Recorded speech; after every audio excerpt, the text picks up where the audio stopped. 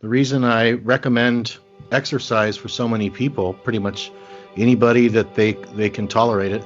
Some of my clients have really bad physical pain issues, numerous different ones. Some of them can't even stand up. It's so bad.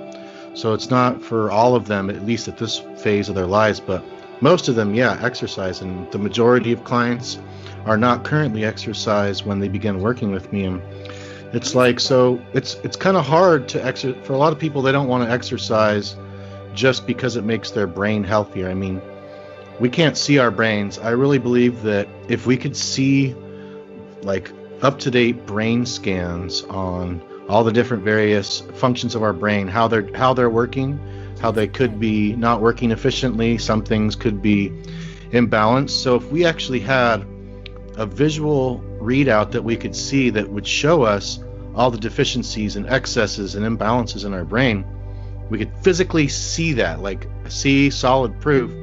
I think people would exercise for their brain health way more often. But since our brain is invisible because our bones and skin are covering it, and hair, and well, I don't have hair, but for some people have hair.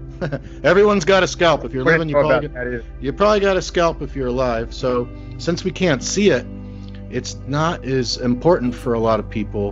Whereas your physical body, your muscles, the amount of fat that you have, your skin, your hair, those are all like quite apparent. You can see those every time you look in the mirror. And so I say it's kind of cool for a lot of people to use that as a motivator. I want to get fit so I can, build more muscle, lose more fat, or whatever their goal or goals are, to use that. It might be kind of a vain goal, but what I look at it is this. You've quit drugs, or you're in the process of quitting drugs or alcohol. You're quitting something, or you've recently quit.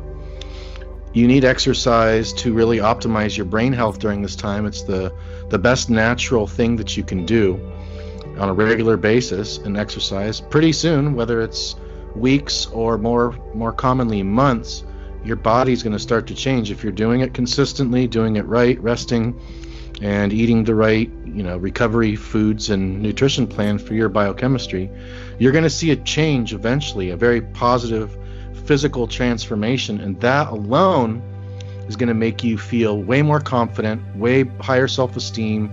You've completed just such an awesome goal, and I view that as a statement into what you're now choosing in life. So it's like saying, okay, I was choosing this path of destruction, not because I wanted to get so bad off, but because the drugs and or the alcohol were the only thing that was making me be able to get through life, until they just made everything way worse.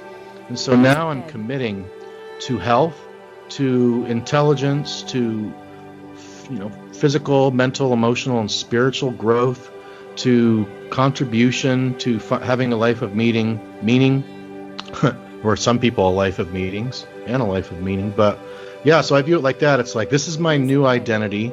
This is my new standard for what I want to look like and feel like, and I'm never going to go back to the old way. So that's another reason why I love that as a goal. Like, okay, you're not so psyched up to go exercise after hearing about the brain benefits for, recovering from post-acute withdrawal and relapse prevention.